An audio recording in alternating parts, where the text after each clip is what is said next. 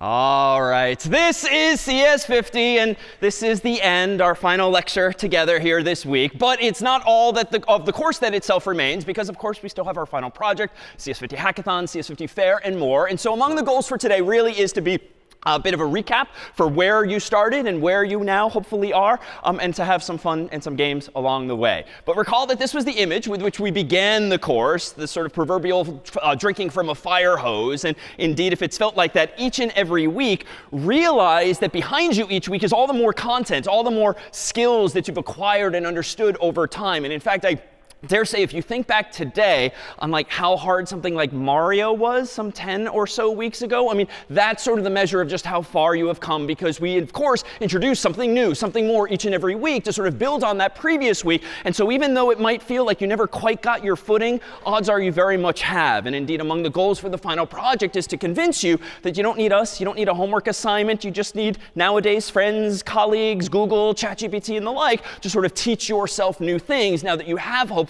this conceptual foundation and these practical skills in your toolkit. What ultimately matters, though, recall, in this class is not so much where you end up relative to your classmates, but where you end up relative to yourself when you began. And that then brings us to today. That is the delta by which you should measure what it is you've been accomplishing over the past semester alone. In fact, think back to like my very own CS50 assignment, which I pulled up from the archives that very first week. Even I got sort of -2 on my very first assignment on Hello World, of all things. And hopefully over time, I sort of chipped away at that. I ended up doing OK in CS50, and clearly I went on to study more computer science and other things, so that too, odds are will very much be you as well. And at the end of the day, like CS recall is really just about this picture, like problem solving. Like computer science is not about programming per se. That's just been a tool in our toolkit via which you can express yourself a little more methodically, more algorithmically, solve problems, build solutions to problems, build products that are of interest to you. But at the end of the day, it really is about taking inputs and ideally correctly producing outputs as well.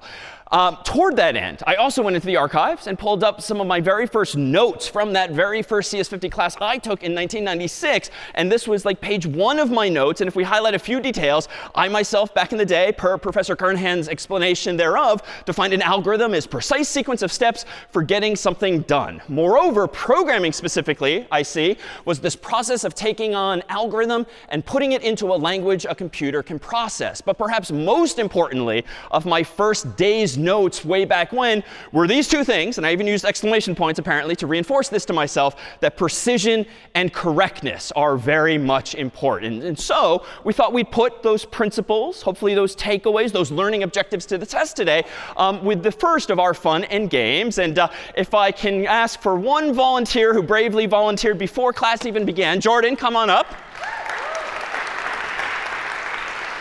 Jordan, would you like to introduce yourself to the group? Hello, everyone. My name is Jordan. I am a freshman dorming at Wigglesworth. Welcome to the stage, Jordan. So hopefully in your hands, you all have a sheet of paper that you might have gotten on the way in. If you don't, find any sheet of paper in your backpack or binder or person next to you.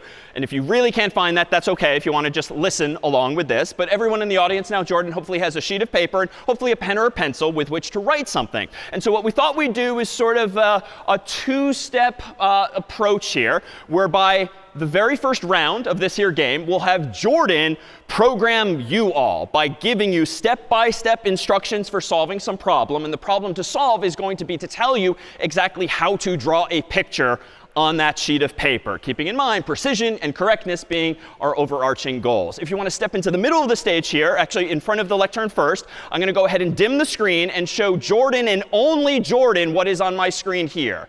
So the picture I'd like you to have folks draw is this picture here. And in fact, I think we can leave this on the screen for just you so that you can look back and forth on it as needed. So only Jordan can see that there screen. And I'll pivot this around so if you want to step over there and give everyone in the audience their first instruction to draw this. I can describe it however I want to describe it. You can say anything that you want verbally. Great.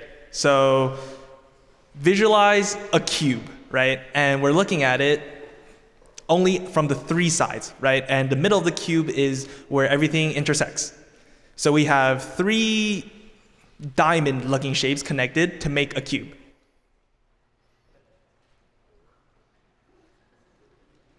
From the chuckles, I'm not sure that's enough. Go on. OK. So imagine you're looking at a Rubik's Cube, right? But like without all the 3x3 grid and everything. And one of the pointy edges of the Rubik's Cube is literally in the middle. And you're looking at it from a very weird perspective of like kind of,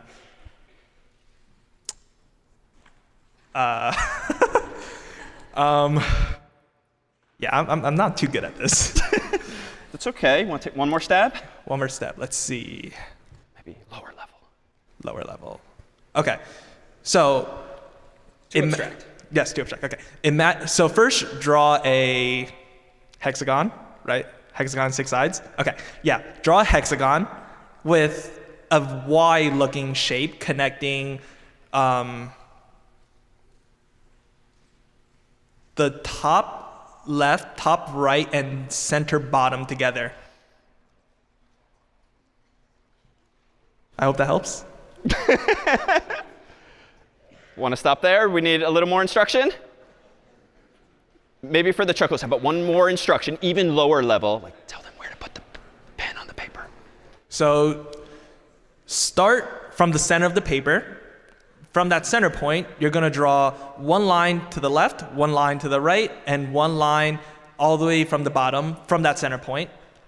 And then you're going to want to make a hexagon shape that will eventually result in a cube that has three sides, pretty much.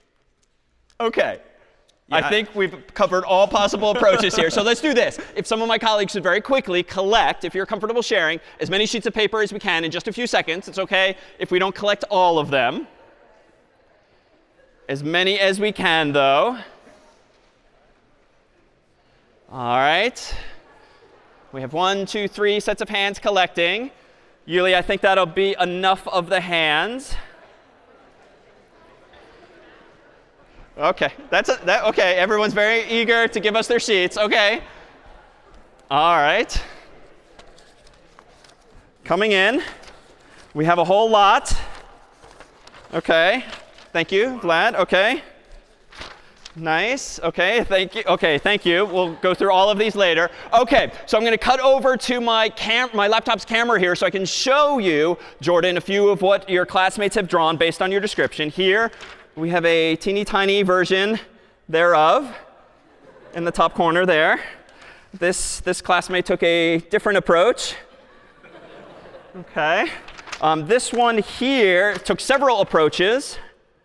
There's that Y, though. And a cube in the bottom there. A few different cubes rotated a few different ways. And maybe here's, how about one last one here, a different sort of interpretation altogether. So what Jordan was actually trying to get you to draw was indeed a cube looking simply like this. But I dare say it is hard. But notice the different levels of abstraction I was trying to nudge Jordan to operate at. So you took the highest level of abstraction first, like, hey, I'll draw a cube. That alone is pretty useful information. But how is it oriented? Which way is it angled? It's sort of non-obvious unless we go down a little layer below that. And so then, of course, you propose drawing a hexagon and then a Y. And so that was getting a little more concrete. But even then, it might have been a little non-obvious. And then the last attempt, I dare say you tried, was to say, like, what you should draw concretely with the pen or pencil. And here's where we could have gotten to the lowest level, dare say, where maybe you could have even gone further and said, OK, everyone, put your pen at the top of your page. Now draw a straight line to the southeast of the paper. Then maybe go south on the paper. And much like old school childhood drawing games where it's sort of up, down, left, right, and frankly, like Scratch, we could have really gotten into the weeds had you drawn something that you didn't necessarily know where you were going. But eventually, voila, now you actually see the cube on the screen. So wonderful attempt. Let's go ahead and give Jordan a round of applause here. Thank you so much. All set. Why don't we go ahead and reverse the roles a little bit here? Could we get one other volunteer who has not been summoned before? How about here? Here, right, come on up. Who do we have here? Come on over here on the edge of the stage. All right. For round 2, which is going to be a little bit different, we have coming up, we have, what's your name? My name is Virian, and I'm dual majoring in cybersecurity and computer science. Wonderful. Nice to meet you. Come on over to the middle of the stage. We have to ask you now on the honor system here not to look up, because everyone else now is going to see what it is you're going to draw. And we'll reverse the roles and have the audience now program you verbally by giving you step-by-step instructions for drawing a different picture altogether. Goal being for you to draw with this black marker on the easel. And then every time you draw something, just step aside so everyone can see what you have done. But no looking up. All right. Here we go. I'm going to show now the audience only what it is we'd like you to draw. Step 1 from anyone. Just call it out. Start with a circle in the center. Oh, you got? I'm hearing some uh-ohs, but that's OK. Step 2. There's a line, like, oh wait, it's saying hi. OK. The circle is saying hi. Not wrong, but OK.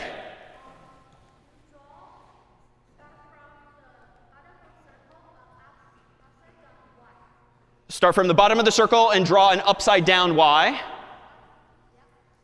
OK, nice. Yeah, OK, another step. Shout it out, yeah? Draw some arms.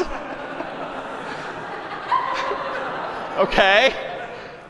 Other instructions? Yeah. Draw a line from the circle to high. And you know, albeit with some artistic liberties, I think that's pretty darn close. Do you want to head and look up finally? And a round of applause here. Thank you. Very nicely done. Thank you.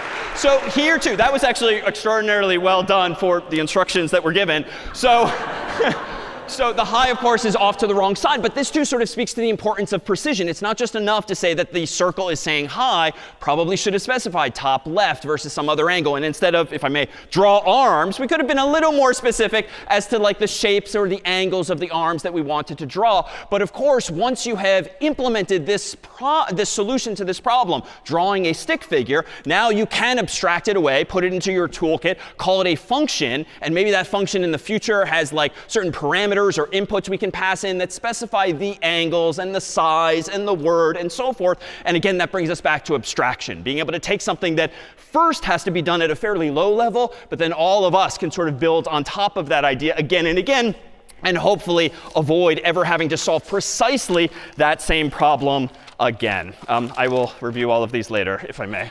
So that then is maybe our first activity in computational thinking, but we did so much more this semester as well. And in fact, if you think back from this week backwards, we started, of course, with Scratch, right? This graphical language for dragging and dropping puzzle pieces, some of which, some of you had played with that in middle school or high school or sort of dabbled just for fun. But the goal of Scratch wasn't so much Scratch, but to introduce some of those fundamental concepts that you see in a lot of programming languages, functions and arguments and return values, conditionals, loops, variables, and more. And it gave us this very comfortable place to experiment with those ideas and to really hammer home the point that once things escalated quickly in week 1 and we got to C and more traditional syntax, still just the same ideas, but just a lot of annoying parentheses and semicolons and quotation marks and sort of distractions that hopefully by now you appreciate is not what programming is about, is not the intellectually interesting part. It's just sort of the annoying aspect of learning some new language and understanding what that new grammar, that new syntax, that new vocabulary actually is.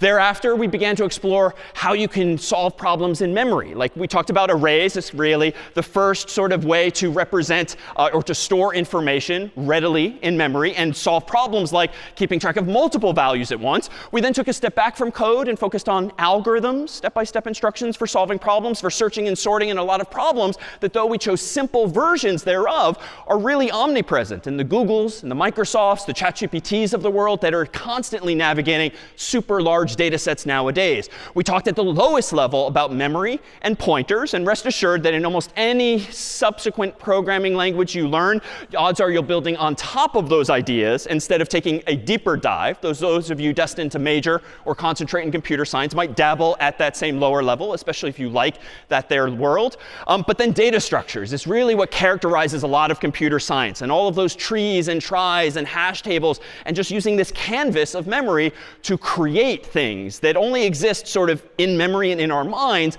But if we draw pictures of them, they really really do come to life and solve problems all the more efficiently. Then why Python? Why SQL? Why all of these more recent web languages? Well, Python is much more useful in a lot of cases than C. In fact, personally, I only use C between like September and October of each year, and then I sort of have to relearn it the next year because I just don't use it that much. It's still incredibly popular and omnipresent, but for fairly low-level applications where performance and speed and memory are really precious and important. But most of us, when we start solving problems with code, are probably going to reach for something like Python or R or Java or some higher-level language like JavaScript as well, just because it's easier to solve common problems with those there languages. SQL, though, in particular, was a different type of language, and it let us talk about something what we might now know as declarative programming, where it doesn't really matter like how you get the data or how you select it, but just that you want to select some data, and this is the type of data you want to select. And there's no more loops and variables and conditionals. Like the language just takes care of all of that for you.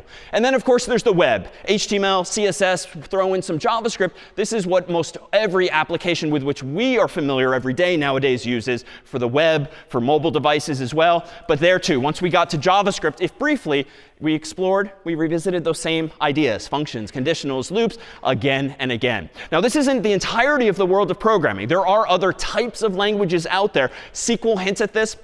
Python hints of this. Besides declarative programming, there's functional program, object-oriented programming, and there's still, therefore, much to learn. But we focus in CS50 on procedural programs, sort of step-by-step, truly, instructions for solving problems in code. But there's even more out there to learn. And indeed, when we end the course here with Flask, the motivation there in particular is not to teach some library or framework, because those are a dime a dozen, but to choose a simple one so that you can really explore the confluence of a lot of these ideas in your very own last problem set and ultimately final project, which of course brings us now to week 10. So the final project really is meant to be this opportunity to take your newfound knowledge of programming and CS out for a spin and build something of importance or of interest to you without being handed a specification and told exactly what to do. And you will find that this too is challenging. And you will find that you're Googling and ChatGPTing, which for this stage of the class is now welcome and encouraged, because a lot of computer science, a lot of programming in particular,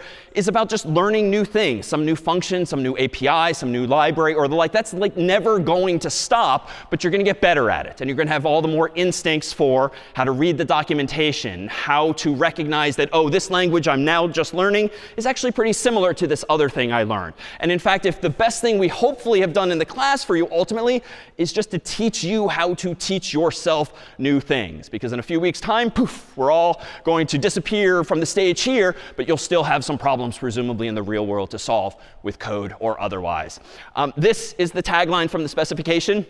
All that we ask is that you build something of interest to you, that you solve an actual problem, that you impact campus, or that you change the world. No pressure. But ultimately, you strive to create something that outlives this course, whether it's for your student group, your personal life, your professional life, just some proof of concept you've wanted to play with. The final project capstone is your own. And to get you there, we have this tradition of the CS50 hackathon, which will be starting at 7 p.m. later this week, ending at 7 a.m. the next night. Is meant to be one of these memorable collegiate experiences, academic more so in nature, that is really meant to be an opportunity alongside classmates and staff and friends to collaborate on or struggle your way through some problem you want to solve. Here, for instance, are some visuals from the most recent year. A certain CS50 duck will await you to greet you. But it really is just meant to be an evening and early morning of solving problems, writing code, figuring things out, getting a jump start on your same problem set. Around 9 p.m. will first dinner be served. Around 1 a.m. will second dinner be served. And if you still have the energy, around 5 a.m. we'll hop in some CS50 shuttles and head down the street to IHOP as well for pancakes in the morning. So if your schedule allows, do join us for this particular tradition in a few days' time. The CS50 Fair, meanwhile, after Thanksgiving break, will be this opportunity to showcase the work that you create via the final project for classmates and staff and faculty across campus. You'll gather here in a space on campus where some balloons and music and food and others will await, and it'll be an opportunity to take delight in the projects that each of you have created over these past several weeks, exhibiting for the world to see what it is that you accomplished and, more importantly, learned along the way. way. The CS50 duck even lost his head, so to speak, last year, was so impressed by this here project. So too will you meet Varun, perhaps, in that their costume as well. And ultimately will you receive, as have all of your predecessors past, your very own I took CS50 t-shirt that hopefully you can wear proudly beyond the end of the course itself. So that brings us now to our second game, another opportunity to test just how much has sunk in from that fire hose over the past several weeks. If Yulia wouldn't mind coming up here on stage. For this, I think we need a set of 6 volunteers that have kindly volunteered just before class began. If teams 1 and 2 would like to come up, a round of applause for having so proactively volunteered. Come on up.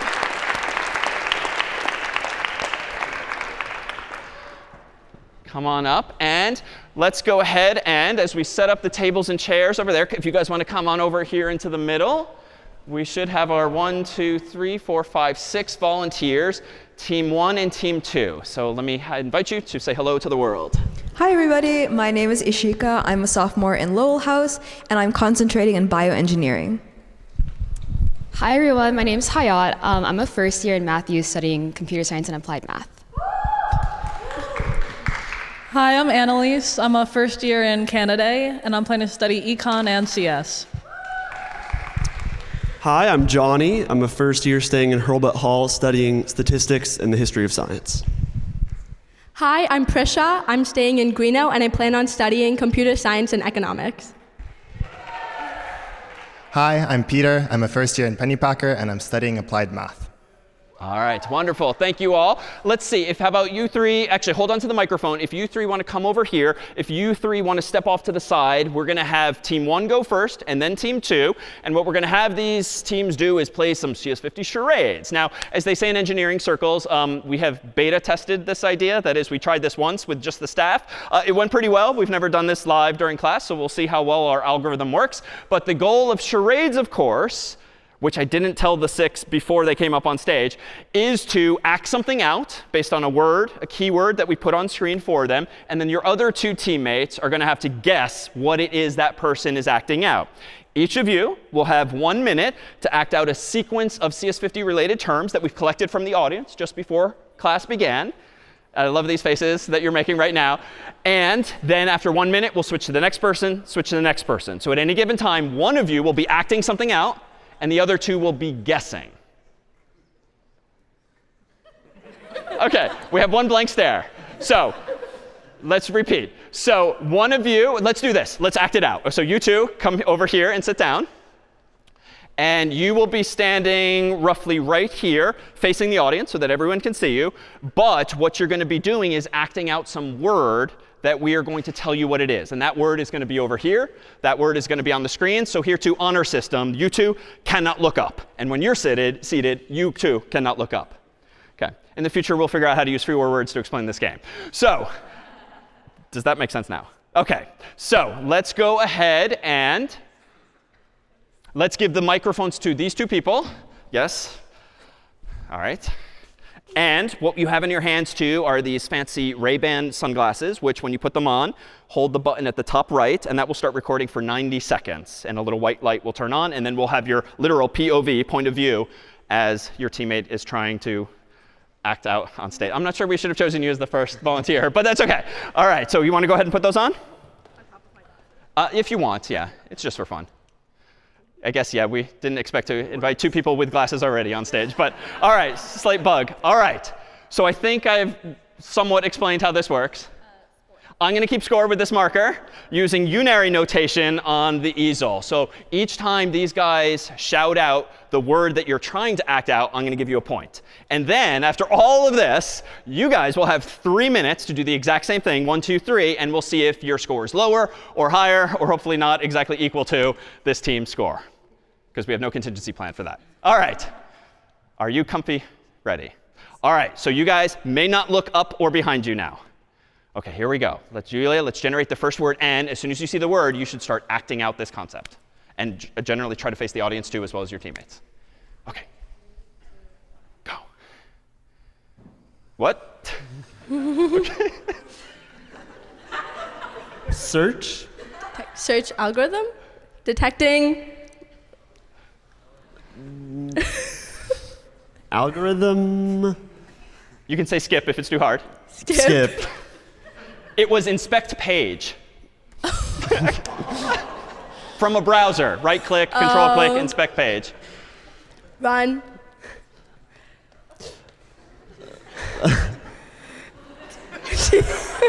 Test. Flask run. No. Skip. It was race conditions from databases. Circle. Drink. Drink. Eat. Time's Cupcake. up. Oh, God. That one was cookie. Oh my. OK, so the score is now this. So let's go ahead and do this. Let's rotate. So you're off the hook. A round of applause, because that was difficult. Who's up next? I think what happened was the words we came up with in advance were actually relatively simple. And the ones you just saw were added by the group before class. So here we go. Round 2. So in 2 minutes, your team will be up. All right. Same thing. You two may not look up now. But either of you may skip as needed. And if you want to just stand back here so everyone can see you, and they can see you too. All right. Here we go. Generate.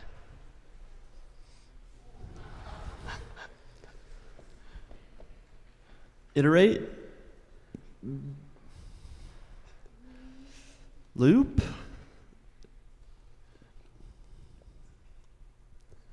Ladder. Tree. Skip. It was query, like from a browser. Q equals query. OK. Next up. Sure. CS50. Student. CS50 duck. Artificial intelligence. TF student.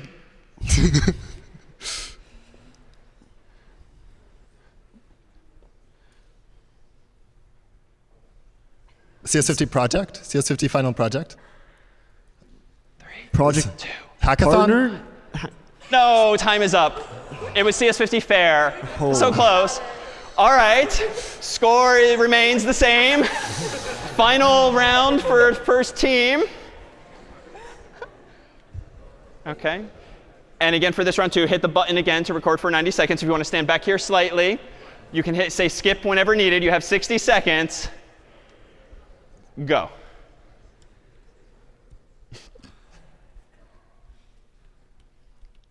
Hash map. List. Query. Counting. Sort. For loop. Out. Iterate. 2, 3, 4. Iterate. For loop. While loop. Do while loop. Skip. OK. It was index. Oh. Like directory index. CS50 dog. CS50 lecture. CS50 stage. Sanders Theater. Memorial Hall. Stage. Charades. CS50. Final lecture. Oh my god.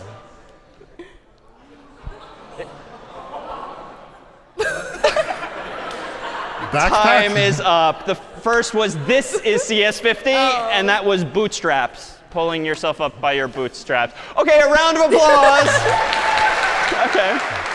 All right, come on over. All right, if you guys want to step aside, the first 2 of you may sit down. I'm going to OK, yep, you got the glasses too. All right. All right. All right, I'm going to clear the score. And so, same game, 3 minutes now, 1 minute each. And if you want to stand just over here, and then just as being, hold the button at the top right. Let me hit it over here, and that'll start recording. OK, right here. OK, hopefully that worked. OK, go.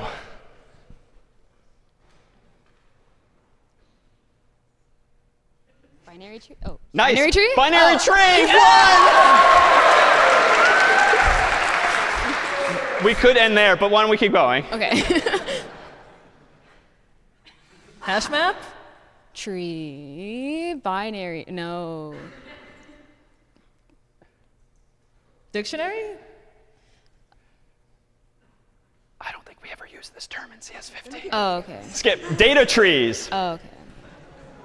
Oh.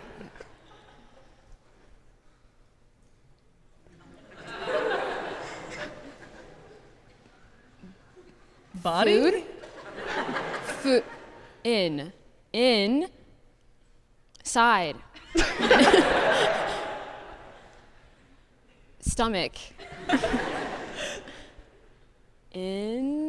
Oh. Time. For blank in. Internal server error. Okay, let's go ahead and rotate, but very well done. 1 point. Still close. Okay. Oh, and if you want to stand over here. And you guys, again, no looking up.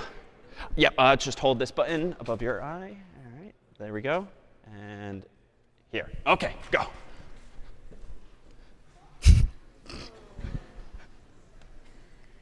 Duck.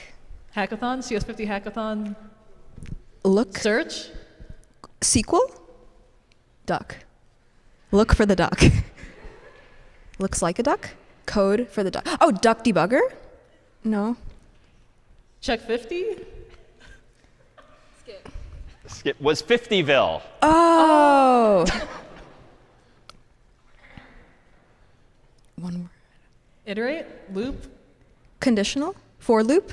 While loop. While? Do Yes, while. while. Box. Dictionary. Phone book. Database. Table. Form. Dictionary. Oh, Key, hash map. hash table. Hash table.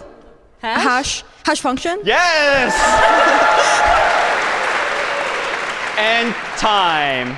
All right, we have time for one more round. Go ahead and rotate in. Is it still recording? It'll stop after 90 seconds. OK, good. OK, and if you want to stand right here as well, you're going to bring us home here. Final round. All right, ready? Go.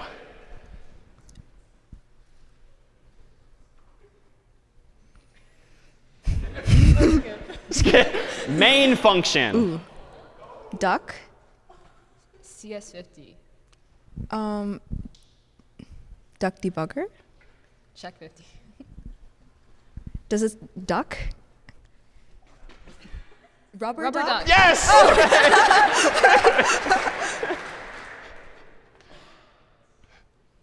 Table. Box. Screen. Hash. Yes!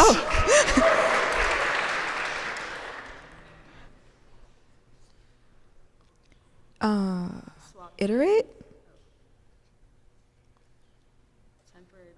Concatenate. OK, bubble sort. Oh. 5 seconds. And time. That one was break. A round of applause for our volunteers. All right. Congratulations. We have some wonderful prizes for you all. Nicely done. Thank you. And OK, congrats. All right. And congrats to our second team, too, for which we have some prizes as well. Congrats to you guys also. All right. So thank you all. And thank you all, since that was version 1 of that idea. All right. So a bit remains before we wrap up with one final audience participation opportunity. So over these past several weeks, we've been using this tool dubbed Visual Studio Code for CS50. That said, it is an industry standard tool. It's a popular, largely open source project, which means that people in the real world use this as well. Even though we've sort of branded it as CS50 specific, that's only in the sense that when you logged into cs50.dev, we gave you a customized version of VS Code that, frankly, had a lot of features turned off, just to keep things simple, that had a lot of settings pre-configured for you so that at the beginning of the term, we don't have to give you these long long instructions for downloading something, installing something, configuring something. And then with so many of us having different versions of operating systems, you just inevitably run into technical support headaches. We don't want that in week 1 when hello world is already a challenge in a language like C. However, now that you're at the end of CS50 and perhaps the beginning of your final project, we would strongly encourage you to transition to Visual Studio Code itself, or some other tool if you prefer, by actually downloading and installing it now. Because even though you haven't done this particular process before, odds are you're just a little more comfortable now and perhaps a little more aware of what is code related, what is technology related, or the like, and hopefully you're just more comfortable troubleshooting problems like this. That said, it should be hopefully a relative breeze to install, except for maybe 1 or 2 things that invariably arise in the real world. But now hopefully you're equipped for that. That said, if you go to CS50's documentation, we additionally have some steps there that will allow you to configure your own version of VS Code similar to what we did for CS50, just to sort of get you back into a comfortable space.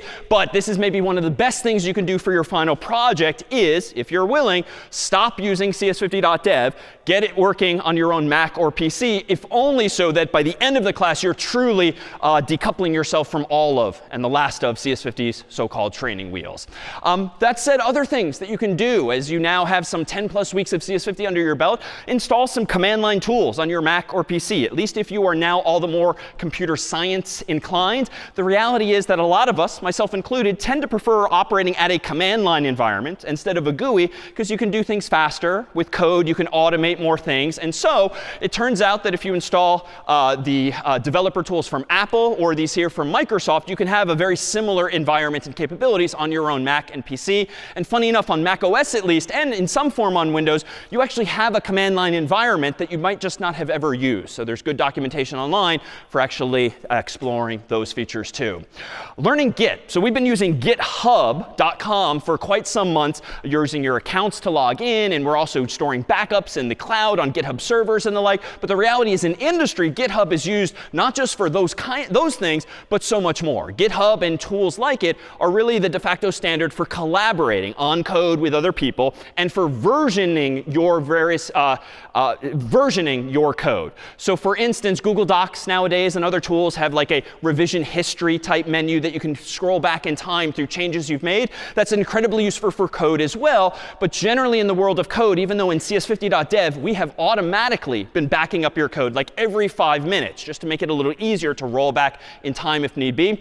In the real world, what programmers would generally use is a command line tool called Git. And when they're ready to save a new version of their code, they would run a few commands, maybe push it optionally to the cloud so that it's a little more thoughtful. And it's not just this massive long chronology of changes, but very deliberate milestones that the programmer is reaching. So CS50's own Brian Yu has a wonderful video at this URL here that you might find useful for just onboarding yourself to a very popular tool that if you ever work in industry on code, invariably you'll end up seeing or using the same. Hosting a website.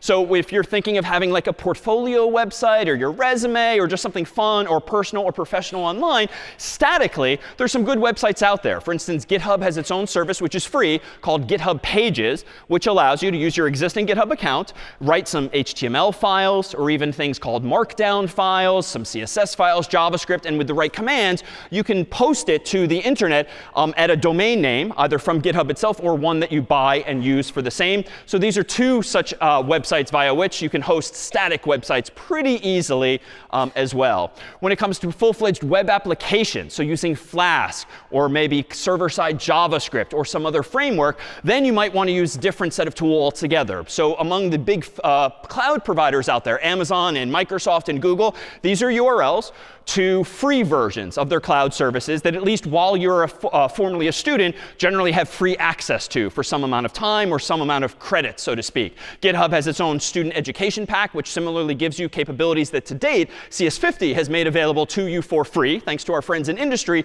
But you as an individual student can also take advantage of these resources without subsequently using any of CS50's infrastructure. Here are 2 other popular websites nowadays too that are more easily used, I do think, than the bigger cloud providers at top there, to just deploying your Flask application or something else to the cloud, which is to say this is a good list of ways you can put your very own final project, if it's a web app, on the actual web and outside of your code space.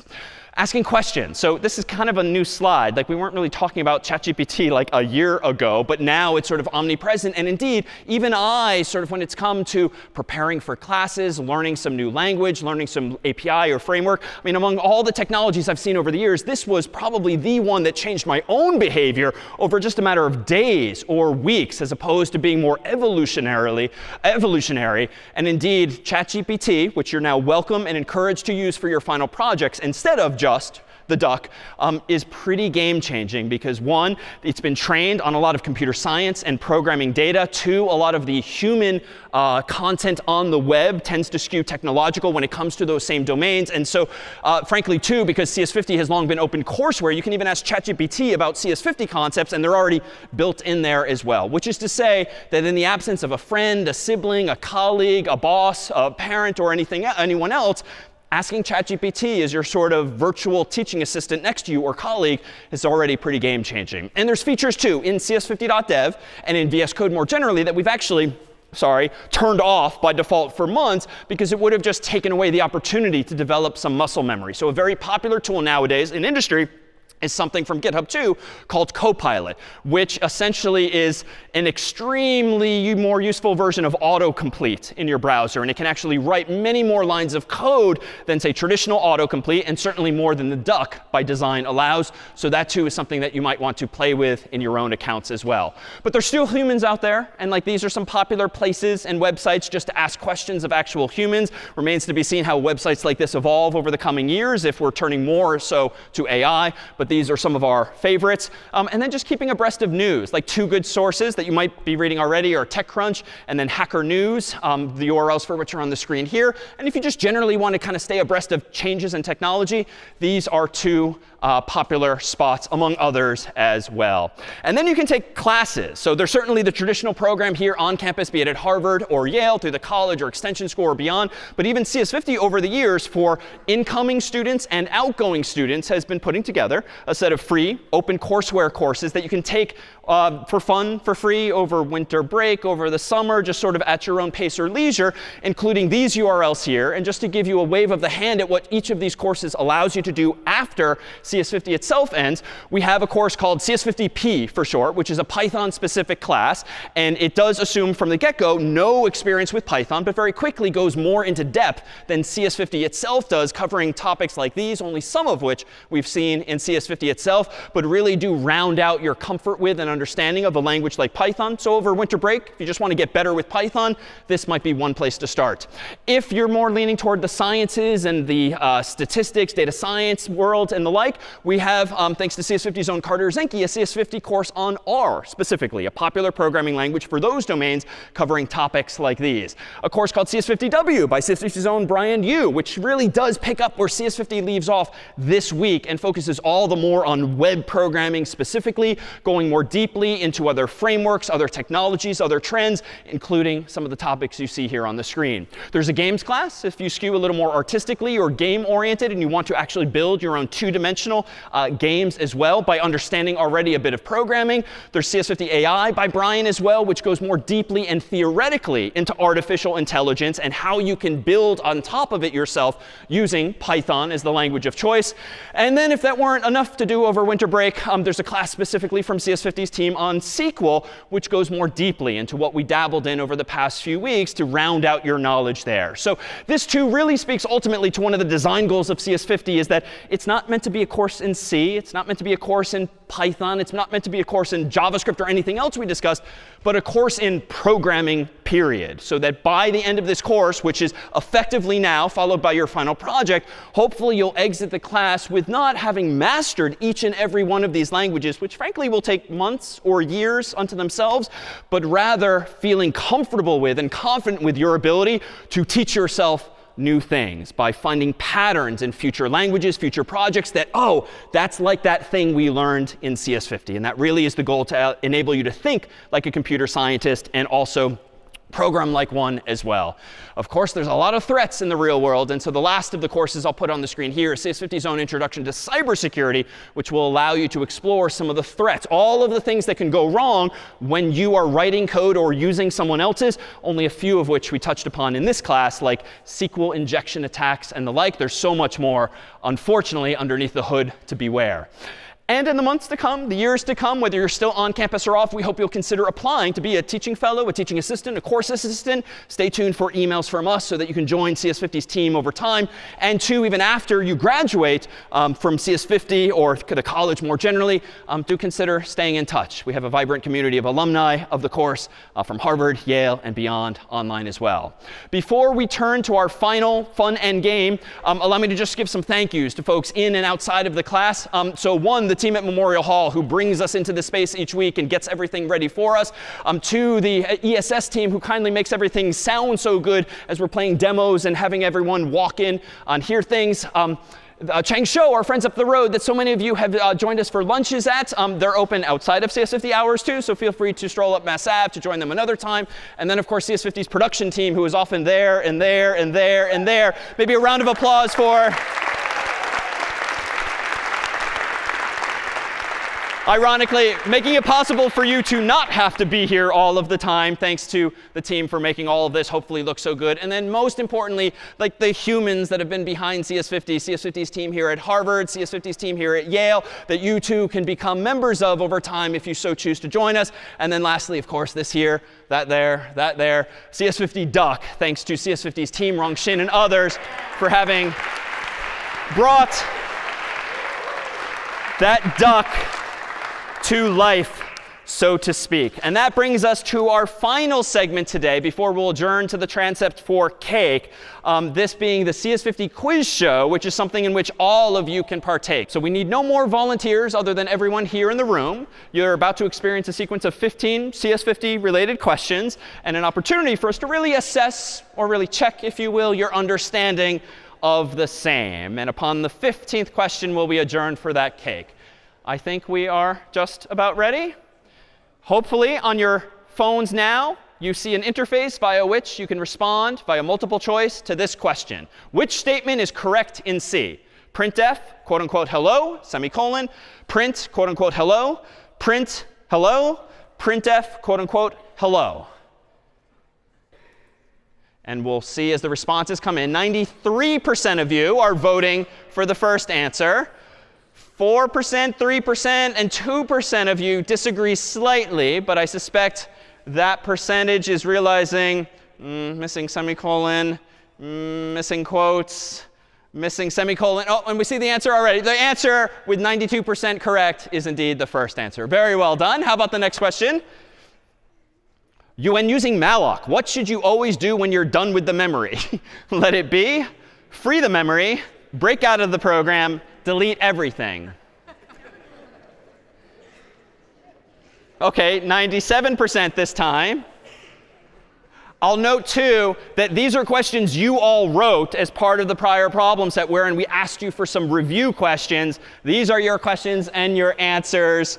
I guess let it be is not wrong, but OK, free the memory is the correct answer there. All right, nicely done. How about question 3? Which of these was the first widely recognized computer bug? A spider in the vacuum tubes, a moth stuck in a relay, a mouse in the keyboard, a cockroach in the power supply? All right, 61%, 60% voting a moth stuck in a relay, but a cockroach in the power supply is a strong 22%. Spider in vacuum tubes. All right, the numbers are still coming in a little bit. Yulia, should we reveal that only 61% of you were correct this time? This is the old story involving Admiral Grace Hopper, who is reported to having documented the phrase formally in her logbook. Moving on. Which of the following is the correct way to create a variable in C and assign a value to it? Var x equals 10 semicolon, x equals 10 semicolon, int x equals 10 semicolon, int x colon 10 semicolon. In C. All right, Should we see the chart? All right, int x equals 10 semicolon with 91.2%. Shall we look at the answer? That is, of course, is correct. Moving on to question 5. What does FIFO stand for? Spoiler. Well, it's definitely not last in, first out anyway. First in, first out, first in the far, far in the farther. 97% voting this time. I think we can click to the solution. Indeed, very well done. First in, first out refers to our discussion of queues because you put it in first, and that hopefully, for equity's sake, is the first thing to come out as well. All right, moving on. Question 6. Which data structure in Python uses key value pairs? Strings, lists, arrays, or dictionaries? Which data structure in Python? Huge voting turnout for dictionaries. And I think we can just say, yeah, that's the right answer. So dictionaries, of course, are all about key value pairs, can be implemented underneath the hood as something like a hash table, recall. Number 7. Which Sesame Street character was the star of David Malin's Scratch game? I think in week 0. Oscar the Grouch, Big Bird, Elmo, or Bert? Week 0. Wow, 79, 80, 81%. None of these characters have made an appearance here. And like 80% voting for Oscar the Grouch. And indeed, that's the correct answer. All right, number 8. What's the time complexity of inserting a new node at the beginning for a linked list in C? Big O of n, big O of 1, big O of n squared, big O of log n. This one's going to be interesting. All right, much more of a mix. The time complexity of inserting a new node at the beginning of a linked list, keeping in mind that the beginning never moves, never gets longer because it's always right there. So I dare say Yulia with 52% reporting in. Big O of 1 is in fact correct. It might not take 1 step. It might take 2 or 3, depending on how many pointers you need to manipulate. But if you're always inserting it, or prepending it in front of the list, odds are you can do that indeed in constant time. All right, it's getting more challenging. Number 9. Getting less challenging. Number 9. What does exclamation point equal sign mean in C? Equal to, greater than, less than, not equal to? Correct. All right. Means not equal to when you have the exclamation point, aka bang, equal sign, which negates the meaning of equal. All right. 10. In SQL, what keyword sorts the results of a query? Group by, sort by, organize by, order by. Oh. A majority are saying order by.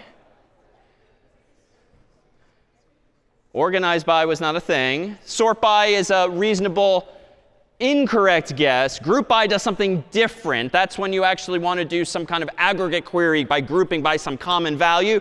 Order by was in fact correct. Order by ascending, order by descending were the two things we saw there. All right, few questions to go. Number 11. What's the main advantage of using a linked list over an array? They give faster access to elements. They have dynamic size. It is easier to sort. Less memory is used.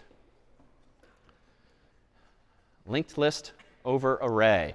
Interesting. All right, so only 70%, but I think we've gotten every question right by a majority at least, is indeed, if we want to reveal, the correct answer. So linked lists are advantageous because you can insert, you can remove, and you don't have to worry about moving everything around in memory like you would for an array.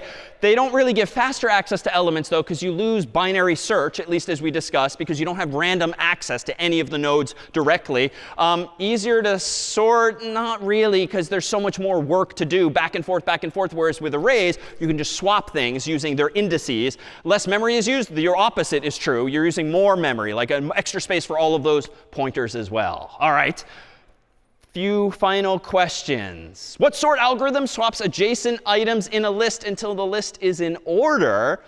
I think we saw that acted out before. Hint, hint. All right. Yes, bubble sort with 90%, I'm pretty sure is correct there. All right. 3 questions remain before we get cake. And what can result in a stack overflow? Touching areas of memory you are not supposed to, accessing an array out of bounds, incorrectly modifying a variable, calling too many functions. This one will be interesting too.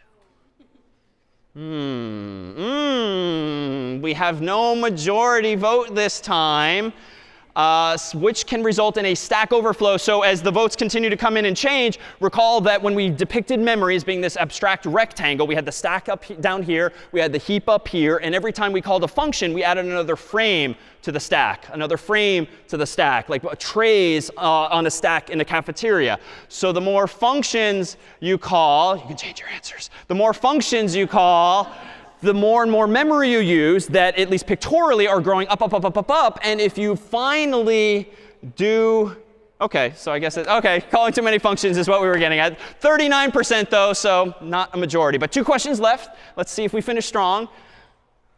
What do we call a reference to a memory address in C? A determiner, a pointer, a resolver, a compiler? Question 14 out of 15.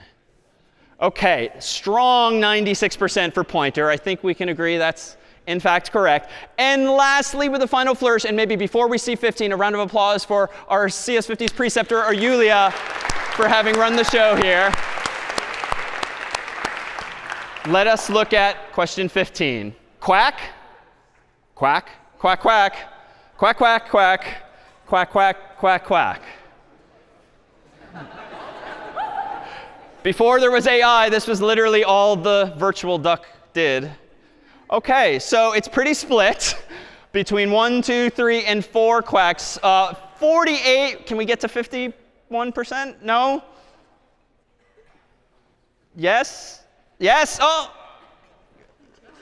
It's not, there's not even a correct answer here. But in any case, how about that's it for CS50. Cake is now served.